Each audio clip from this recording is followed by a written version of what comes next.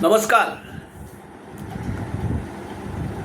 रायरेश्वराच्या पायथ्याशी हिंदवी स्वराज्याची प्रतिज्ञा करणारे छत्रपती शिवाजी महाराज, धर्मांतर हेच राष्ट्रांतर हा धोका त्यांनी ओळखला होता. जिझिया कराच्या दबावाने, औरंगजेब बाबराच्या तलवारीच्या धाकाने काही डरपोक व्यक्तींनी हिंदू धर्माचा त्याग करून मुसलमान धर्माची स्वीकृती केली होती. व्यक्तिगत मतभेदांनी, गैरसमजामुळे छत्रपती शिवाजी महाराजांचे एक सरदार सेनापती नेताजी पालकरही 1667 मध्ये औरंगजेबाला जाऊन मिळाले. 27 मार्च 1667 रोजी अफगाणिस्तानामध्ये औरंगजेबाने नेताजी पालकरांचं मतांतरण, धर्मांतरण केलं आणि त्यांना मुसलमान करून त्यांना महम्मद कुली खान या नावाने प्रचलित केलं.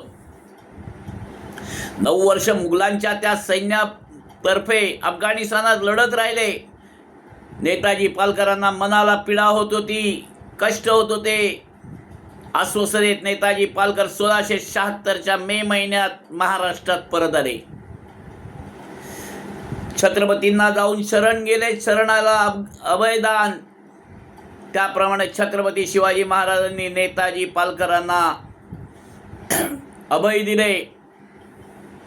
19 जून 1676 रोजी नेताजी पालकरांचं शुद्धीकरण होऊन त्यांची घर वापसी झाली. त्यांना पुन्हा एकदा हिंदू धर्मात समाविष्ट करून घेतलं आणि त्या नेताजी पालकरांना महम्मद कुली खान हा त्यांचा अवतार संपवून शुद्धीकृत हिंदू म्हणून अभिमानाने जगता यावं याकरता घर वापसी केली.